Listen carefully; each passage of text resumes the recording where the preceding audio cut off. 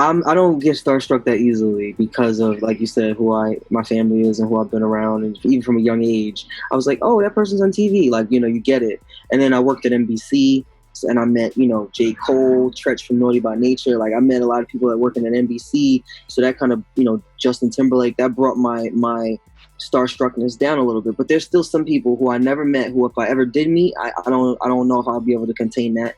Eminem. If I ever met Eminem, bro, I probably would lose my mind. Like, I don't know how that's gonna go. So it's probably why it hasn't happened yet. I still need to get older. Because I feel like with Jay-Z's gonna sit there and be quiet, and I'm just gonna sit there and be quiet. And I'm gonna give him a little head nod. He's gonna give me a little head nod back. But with Eminem, I'll probably be like, "Oh my God, the real Slim Shady!" Like, I would bug the fuck out.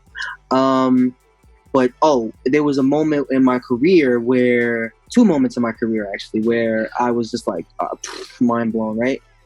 I happened to somehow get in connection with Mickey Fax, right? Because for this record I was working on that album back in 2017, and he sent a verse, and in his verse he mentioned my name in his verse, like intertwined in his verse. Now that's something MCs I feel like only do when they respect the other MC, his verse, or they just respect him. Because I know I only do that when I respect MC. I'm not gonna mention an MC in my verse that I don't respect. It don't make no sense to me. So when he did that, I was just like, wow, because this is Mickey Fax. Like, he's one of the legends. And then I also happened to get in connection with, rest in peace, Fred the Godson at this time. And, he lowered his price a lot for me because of, who the family was. He was a Wu-Tang fan. And then sent me the verse. And in his verse, he mentioned my name as well.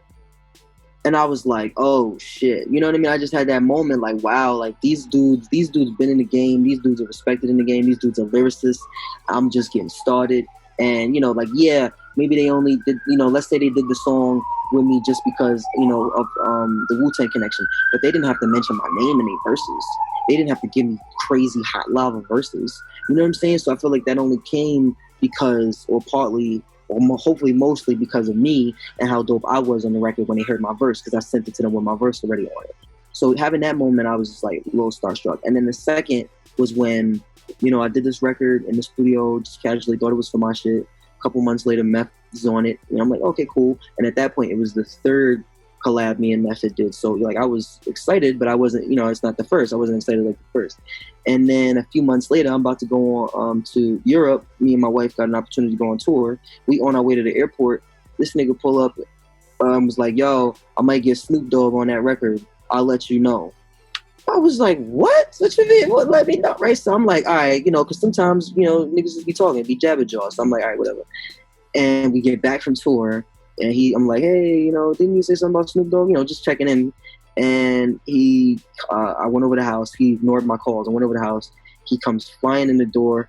He starts playing the song on the phone. He's like, yo, we couldn't get Snoop, but this is the final mix. Let me know what you think. So I'm listening to it. I'm like, in my head, I'm like, damn, no Snoop. Whatever. I'm still happy to be on the regular Method Man. Like, this is fucking dope. Listen to it. My verse comes, hook. Meth verse come, hook. Snoop Dogg starts rapping on the third verse. Bro, I lost my fucking mind, bro.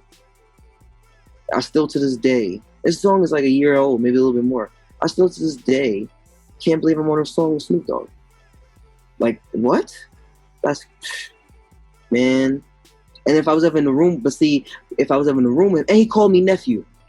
Now I know he called a lot of people nephew, but he don't call everybody nephew. You know what I'm saying? So I'm like, yo, I'm in the nephew club. What's up, Uncle Snoop? Like, boom. Shout out to my man John D. Contradiction. He hit me up. He's a Long Island rapper, MC, and he was like, he's reaching out to 88 Keys. 88 Keys is in town. He's working with people. I said, cool. I reached out to him, and he's a very down to earth, very cool dude. Reached out to him. I said, yo, second generation Wu. We working on an album. We'd love to have some production. He said, cool. Come to the crib. Went over there. Built some. Just put the pieces together.